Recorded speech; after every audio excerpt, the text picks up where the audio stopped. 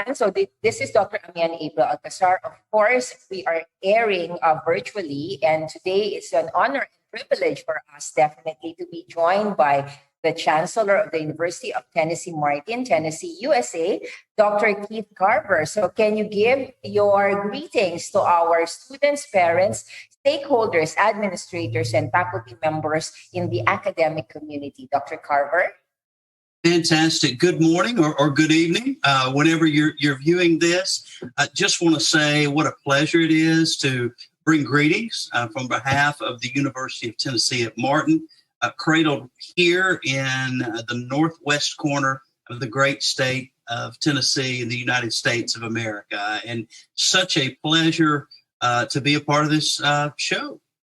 Thank you so much, Dr. Carver. So we will have a very interesting discussion for today, specifically on the field of educational leadership. Of course, before we even begin, talk about leadership, because we have a lot of young people who are listening to us. We'll have to kind of begin with where it all started. So how did you actually develop your interests? What were your interests as a young person? And when and how did you decide about your field of study and the activities that you were involved in that eventually led you to become a leader? Sure. I've always been very interested in family. We have a very small family. I'm an only child. It was raised primarily by my mother and grandmother, but we would drive all over the United States to visit family. And so travel and family became sort of hallmarks of my youth and making these car trips with family members. I also like to read. I loved being in the outdoors. I loved fishing and boating, skiing and swimming. And so really enjoyed all those. But I think that the biggest thing as a child was the importance of relationships, loved being around people, engaging with people and getting to know them. And so when I went to the university, that really just carried over, and I took a sociology course, and I took several courses in behavioral sciences, and it just sort of fed into people, what makes them tick, the value of relationships, culture, the study of people from different areas, and that really led me to major in sociology.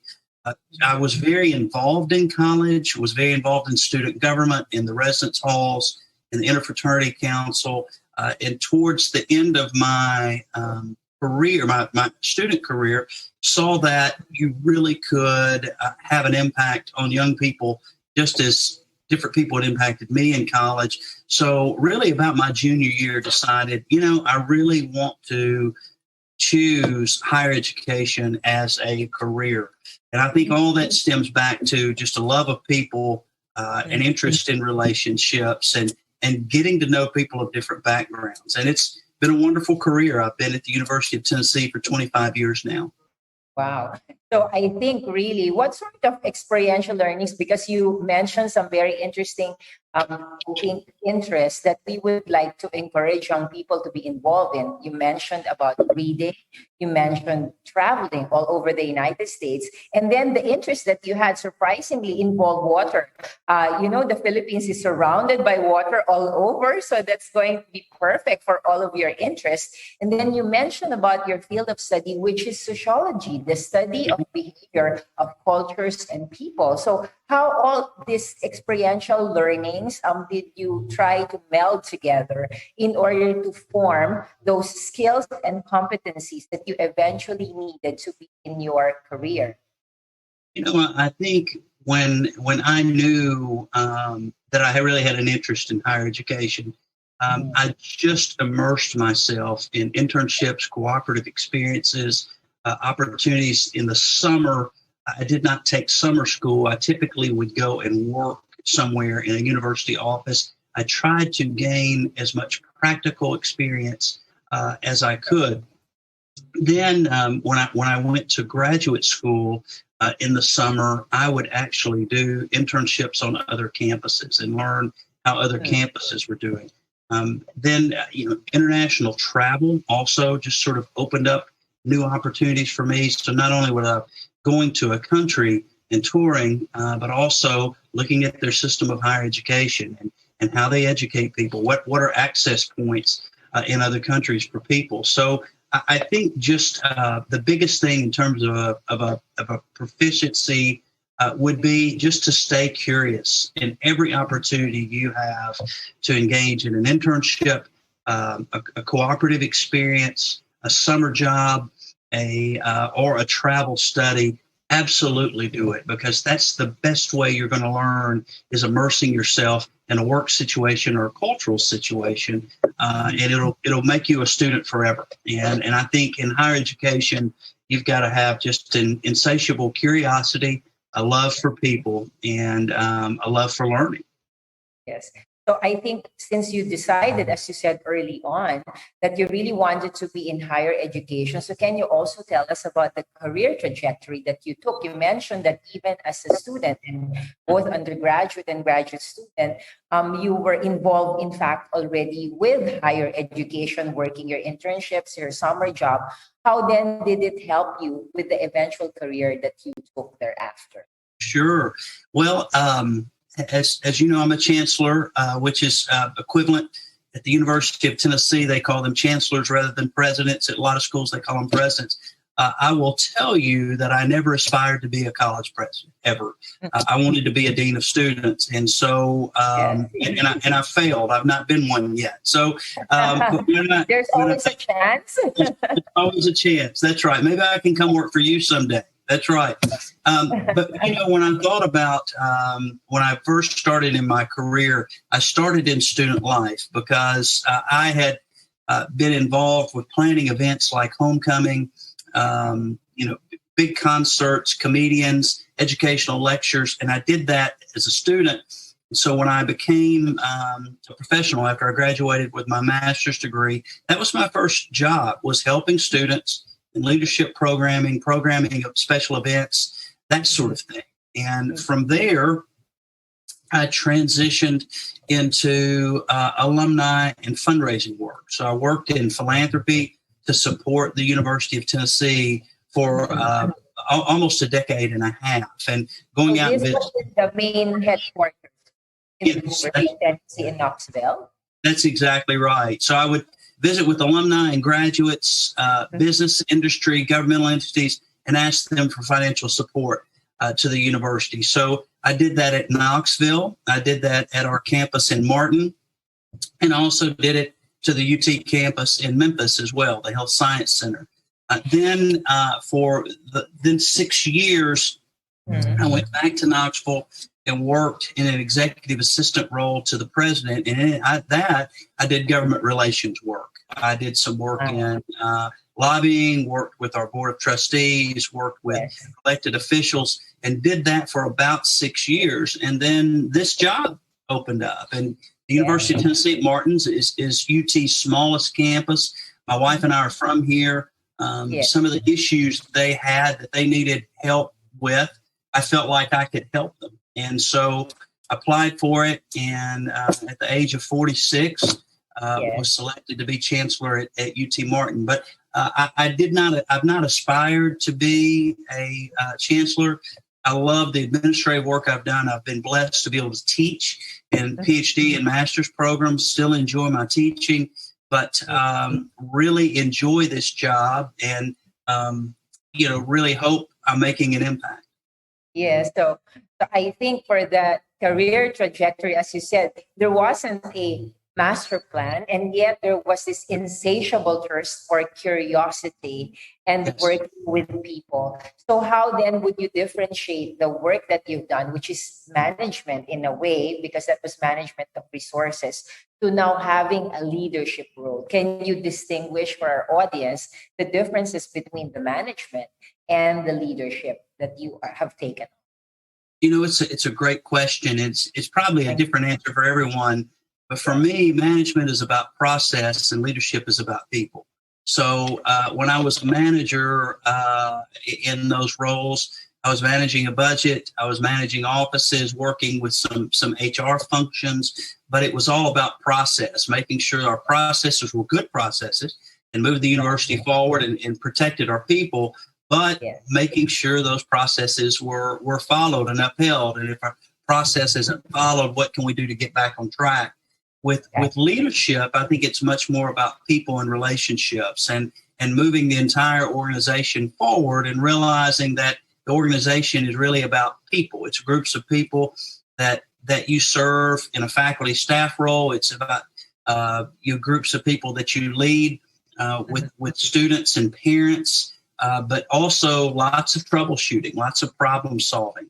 And I think that's a huge part of what I do as chancellor, is keep an eye on the future, but dealing with the health of the organization in the present.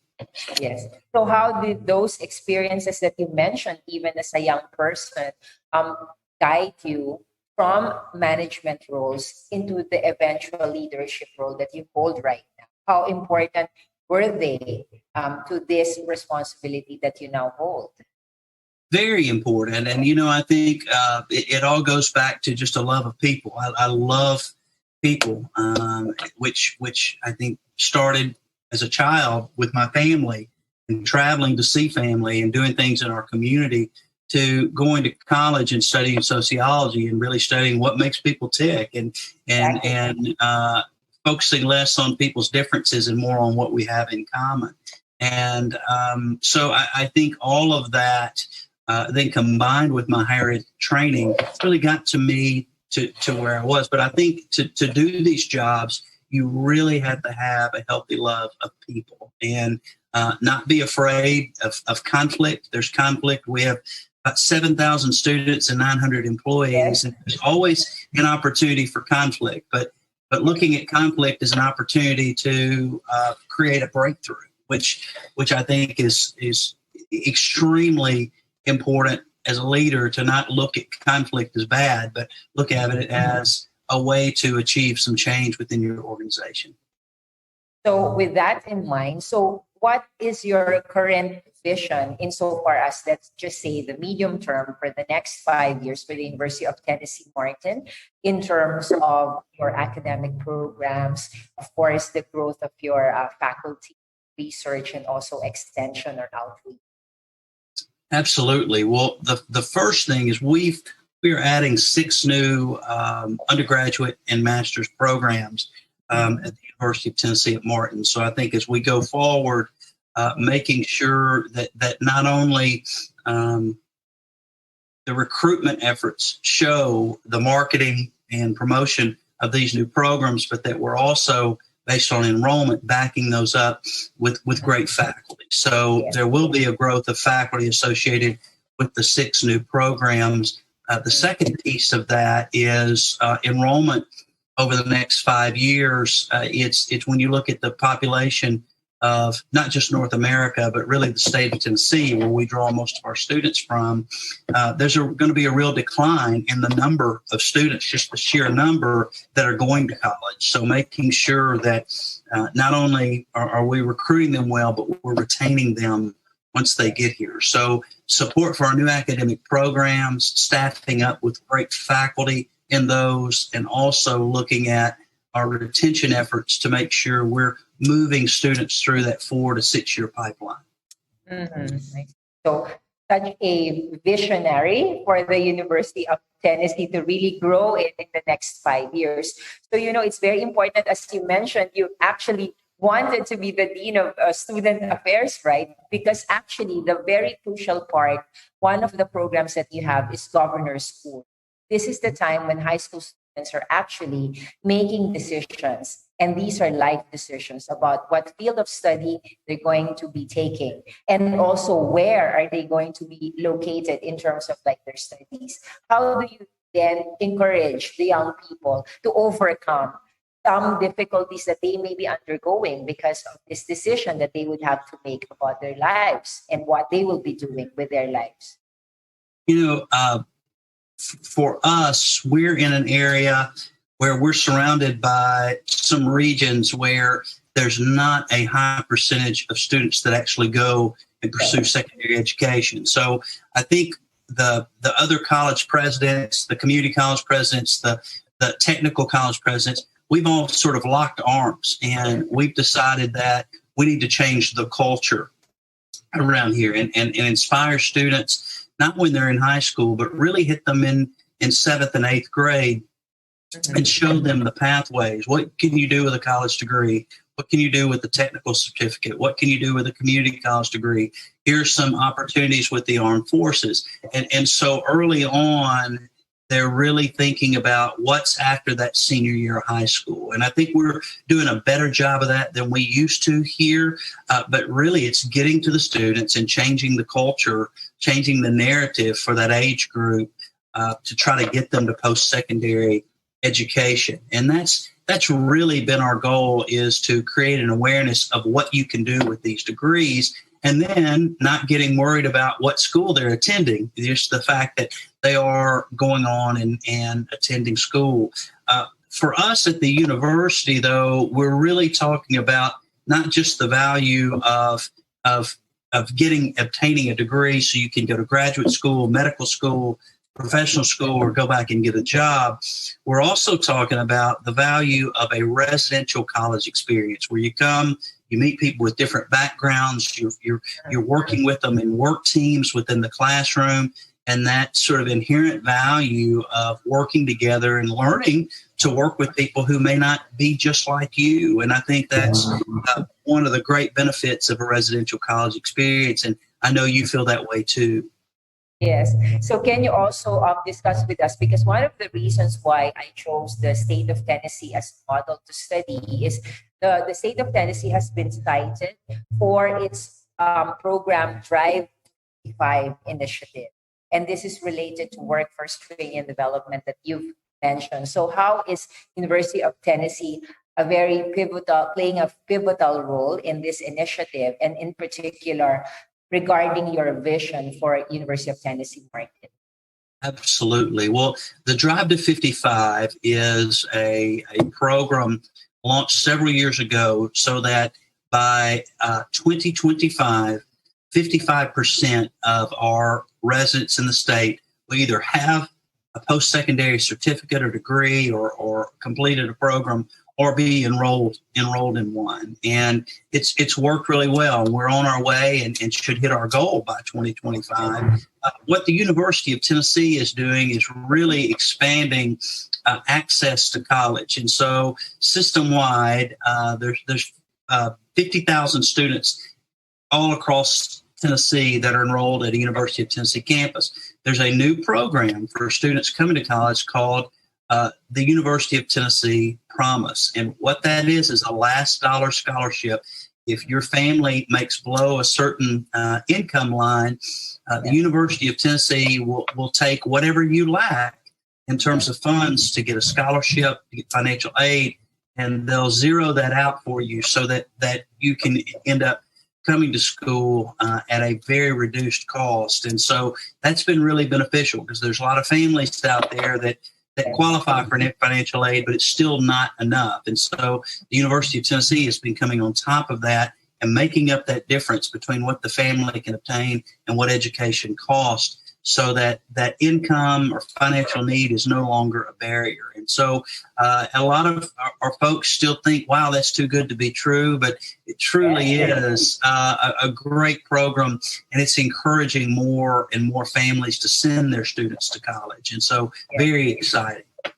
Yes. So as you're going through your responsibility as Chancellor, do you also see the role of not only University of Tennessee in marketing, but specifically those in the educational institutions as actually being part of both community development, that you are actually a community leader, as you've mentioned about the relationship between Drive to 55 and locking arms with other educational institutions across the state of Tennessee to move this initiative forward?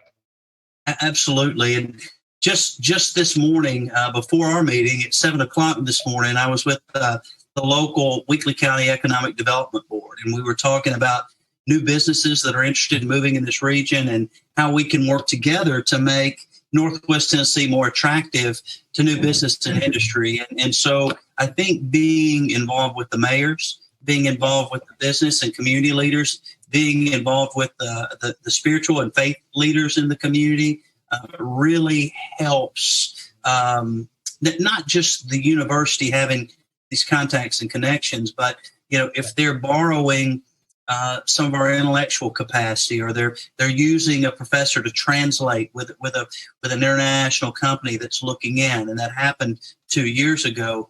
I think we can really be a value add for the local community. But if we're not engaged with the local community and offering our help, it's for naught. So we've really got to make sure we're doing our part to help build up the community.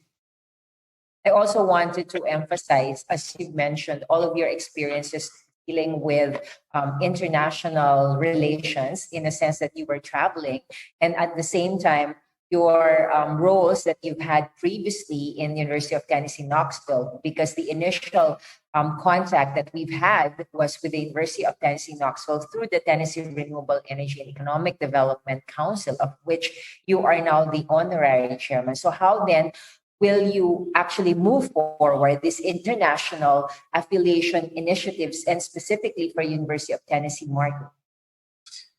For us, and thank you for asking that, there's part of the University of Tennessee mission is public service and research. And I think anything that you're doing in terms of renewable energy is going to make our state and our country better. But I think when you have the opportunity to share knowledge with international countries, but also learn from what our international friends are doing in terms of renewable energy, it's going to make all boats rise, So I think the partnership that TREDEC has with international countries is so good.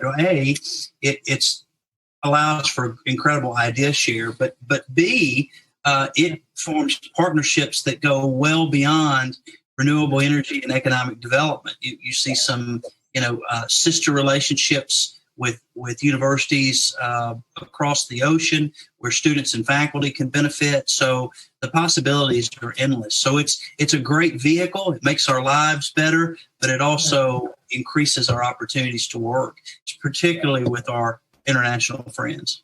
Yes. So actually, talking about your international friends, the United States and the Philippines. So in 2019, there was a renewed interest between our two countries because of our shared history, but specifically the U.S. government and the Philippine government signed for a strategic dialogue, a joint statement on collaboration on higher education.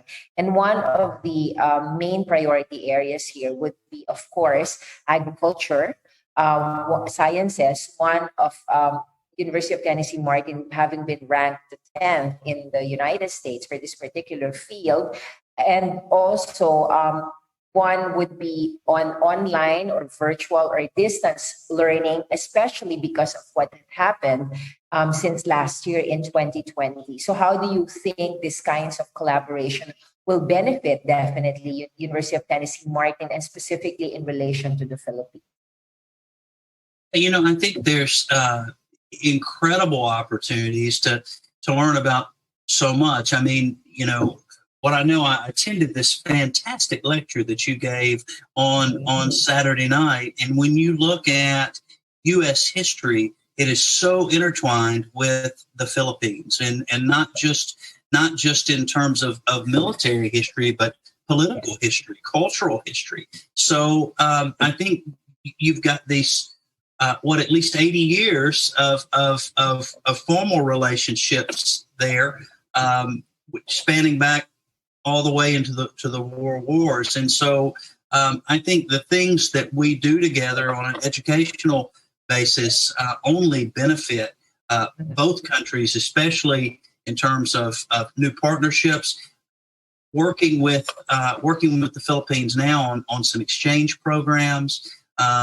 Especially as you look at agriculture, the importance of agriculture in the Philippines, the importance of it here, just opportunities for students and faculty of both countries to come and work together, but not just within agriculture, but our political science students, our history students, our art and music students, the opportunities to have exposure to a country with such a rich legacy as the Philippines, and study.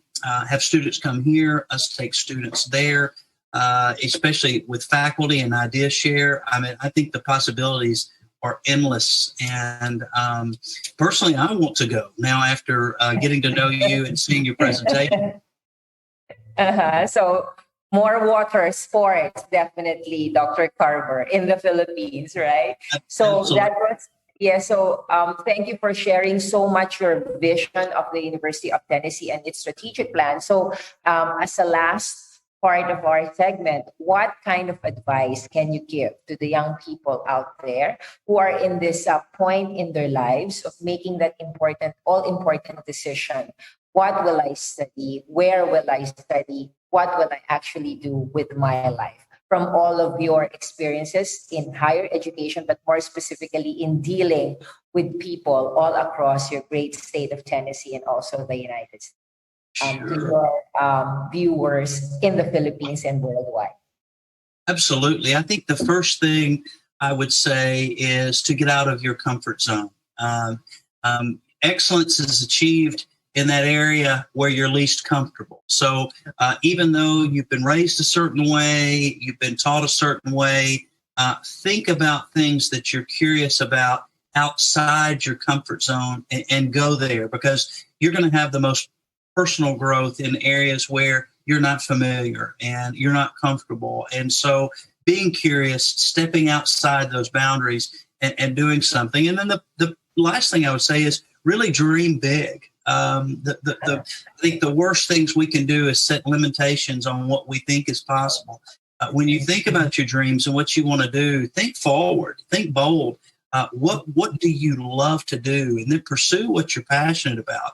If you're doing what you're passionate about, if you're doing what really gets you excited and gets you out of bed every morning, if you're doing that as a career, then every day you'll be on a labor of love and not a job. You'll never feel like you have a job if you're pursuing what you're passionate about. So I've never felt like in my 25 years at the University of Tennessee that I've worked a single day. I think it's a great opportunity and a privilege to be in this job and lead the university.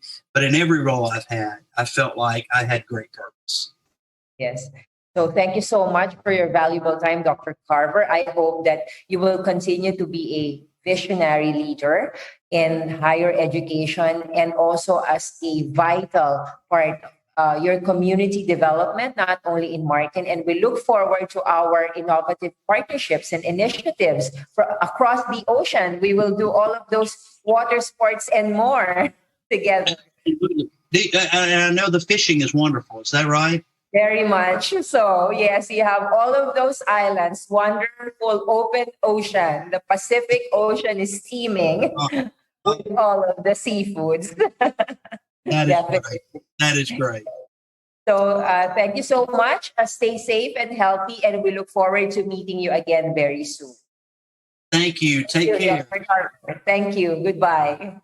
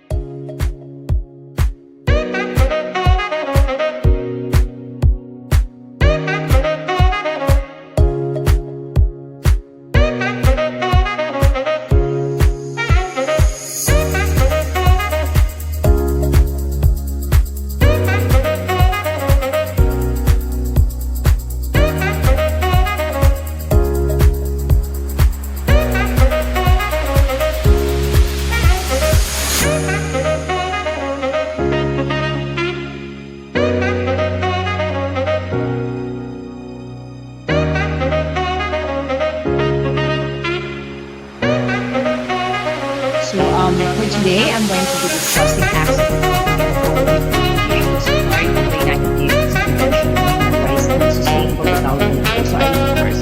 Before we begin, I just want to give a few personal disclosures. I'm the operations director of a nonprofit organization called LFR International.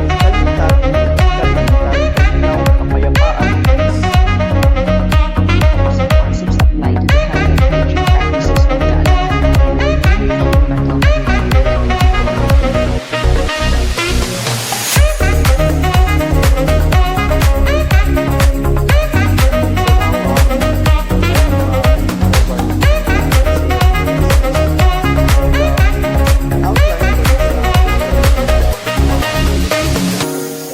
first and foremost to your chairman, Dr. Randy Max Bulakit, Professor Marlon Maglipas, the president of TRAC, Dr. Echel Antero of the First City Provincial College, where I had the privilege of being there in 2009 with Teachers Helping Teachers to deliver an in-service training for the Department of Education, City of San Jose del Monte in Bulacan. And of course, Dr. Shirley Agrupis, the president and mercy president of the Mariano Marcos State University, which provided the support to this convention. So,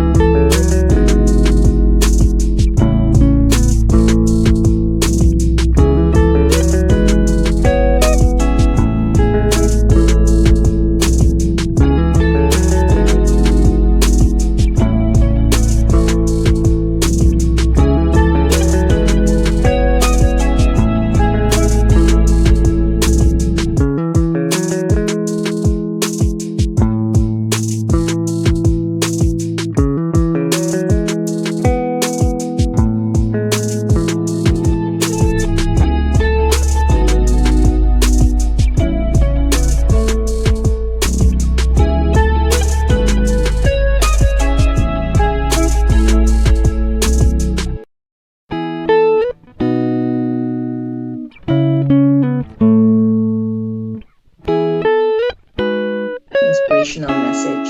So congratulations to the officers that have been inducted today, and of course to the new members. We started the support to the Lions Club in